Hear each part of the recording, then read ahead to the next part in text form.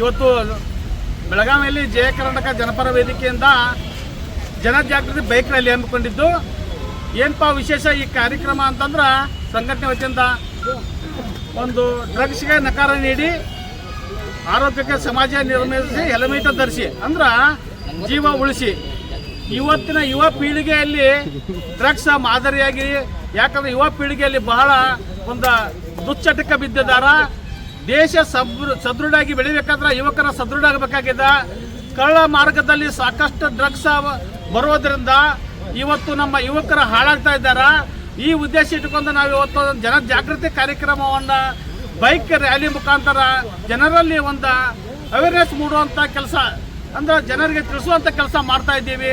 ಬೆಳಗಾವಿಯಲ್ಲಿ ಇವತ್ತು ಚೆನ್ನಮ್ಮ ಸರ್ಕಲ್ದಿಂದ RTO ಸರ್ಕಲ್ದ ಮಾರ್ಕೆಟ್ ಪೊಲೀಸ್ ಸ್ಟೇಷನ್ ಅವತ್ತ ಕಡೆ ಬಜಾರ್ ಹಿಡ್ಕೊಂಡು ಇಲ್ಲಿ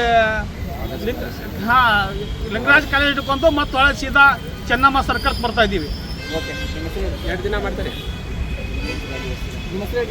ಶಿವರೆಡ್ಡಿ ಲಕ್ಷ್ಮಣ ಉತ್ತರೆಡ್ಡಿ, ಜಯ ಕರ್ನಾಟಕ ಜನಪರ ವೇದಿಕೆ ಜಿಲ್ಲಾಧ್ಯಕ್ಷರು, ಬೆಳಗಾವಿ.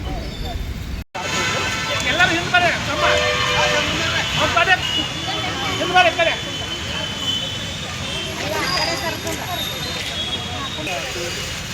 ನಾಗೇಶ್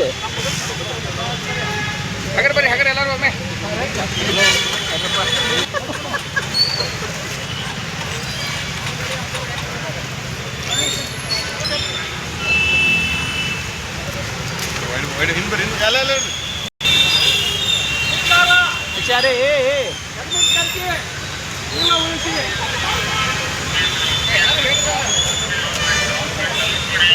ಟ್ರೈನಿಂಗ್ ಕೊಟ್ಟಿಲ್ಲಪ್ಪ.